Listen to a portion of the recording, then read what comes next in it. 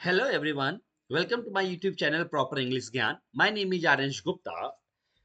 जो ये क्लास होती है 2 से 3 मिनट की क्लास होती है जिसमें हम लोग टर्मिनोलॉजी के बारे में समझते हैं कि टर्मिनोलॉजी क्या कहती है. आज की जो टर्मिनोलॉजी है उसके हम बात करेंगे. For exam earthquake.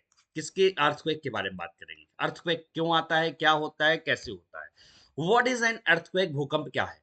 पृथ्वी की परत के अंदर अचानक ऊर्जा निकलने के कारण पृथ्वी की सतह का हिलना या कांपना ही भूकंप कहलाता है. मतलब पृथ्वी की सतह का हिलना या कांपना यही भूकंप कहलाता है. इस ऊर्जा से भूकंपी तरंगे उत्पन्न होती है जो चारों चारों ओर फैलती हैं.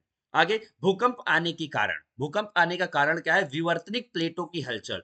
टेक्टोनिक प्लेट जो होती है उसमें हलचल होती है तब भूकंप आते हैं. कह रहे हैं पृथ्वी की ऊपरी सतह बड़ी बड़ी चट्टानों से बनी है जिन्हें टेक्टोटोनिक प्लेट्स कहते हैं.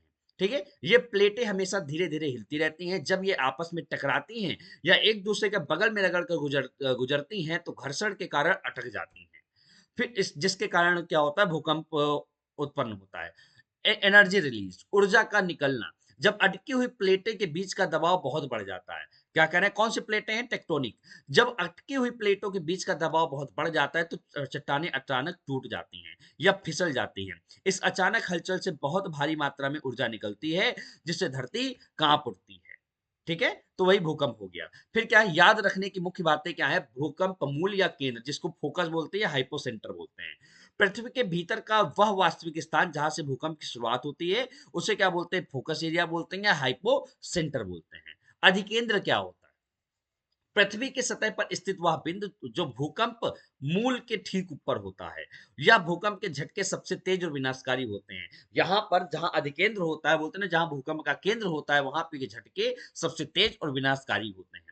आफ्टर शॉक, अनुकंप या बाद के झटके क्या होते हैं. मुख्य और बड़े भूकंप के आने के बाद उसी क्षेत्र में महसूस होने वाले छोटे और हल्के झटकों क्या कहते हैं, आफ्टर शॉक्स कहते हैं, अनुकंप बोलते हैं या बाद के झटके बोलते हैं. भूकंप को कैसे मापा जाता है. सिस्मोग्राफ, भूकंप लेखी, किससे मापा जाता है, सिस्मोग्राफ से मापा जाता है. यह एक ऐसा उपकरण है जो भूकंप की तरंगों और उनकी तीव्रता को रिकॉर्ड करता है. दूसरा क्या है, रिक्टर पैमाना है. यह भूकंप की तीव्रता यानी उससे निकलने वाली ऊर्जा को 1 से 10 के पैमाने पर मापता है. पैमाने पर हर एक अंक बढ़ने का मतलब है 32 गुना अधिक ऊर्जा का निकलना. ध्यान रखिएगा, एक अंक बढ़ने का मतलब एक से अगर 2 होता है तो मतलब क्या हो गया, 32 गुना अधिक ऊर्जा का निकलना. मैग्नीट्यूड कितना हो, 5 हो तो मध्यम है. मैग्नीट्यूड 7 हो या इसके ऊपर हो तो एकदम विनाशकारी भूकंप है. 5 तक तो नॉर्मल तरीके से रहता है, लेकिन 5 के ऊपर हो जाता है, 7 हो जाता है, 7 के ऊपर हो जाता है, एकदम विनाशकारी रूप ले लेता है.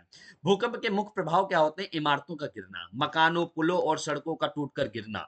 फिर क्या है, पहाड़ी इलाकों, लैंडस्लाइड्स, भूस्खलन होना, पहाड़ी इलाकों में चट्टानों और मिट्टी का खिसकना, ये भी भूकंप का ही कारण है. सुनामी, यदि भूकंप समुद्र के नीचे आता है तो इससे समुद्र में विशाल और विनाशकारी लहरें उठती हैं. Thank you very much. ये था आज की क्लास में पूरा का पूरा भूकंप से रिलेटेड चीजें. Thank you very much. Bye bye, take care.